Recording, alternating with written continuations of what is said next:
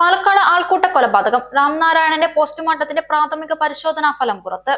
പാലക്കാട് വാളയാറിൽ ആൾക്കൂട്ടത്തിന്റെ ആക്രമണത്തിൽ കൊല്ലപ്പെട്ട ഛത്തീസ്ഗഡ് സ്വദേശി രാംനാരായണന്റെ പോസ്റ്റ്മോർട്ടത്തിന്റെ പ്രാഥമിക പരിശോധനാ ഫലം പുറത്ത്.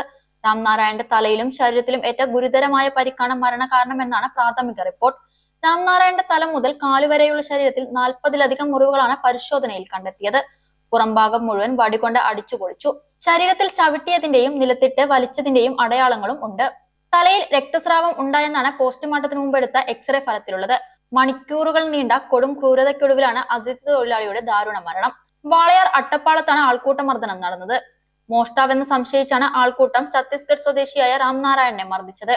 സംഭവത്തിൽ ഇതുവരെ 5 പേരെയാണ് പോലീസ് അറസ്റ്റ് ചെയ്തത്.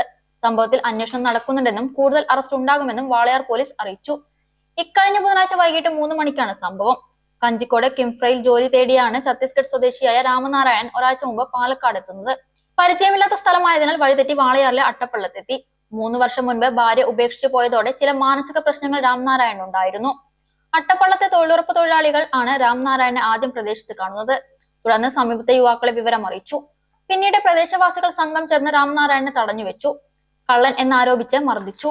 പുറം മുഴുവൻ വടികൊണ്ടടിച്ച പാടുകൾ ഉണ്ടായിരുന്നു. കഴുത്തിനും കൈക്കും ഇടുപ്പിനും പരിക്കുണ്ട്.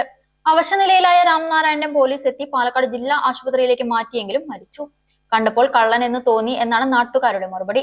എന്നാൽ രാംനാരായണൻ പാലക്കാട് എത്തിയത് ജോലി തേടിയാണെന്ന് കുടുംബം അറിയിച്ചു.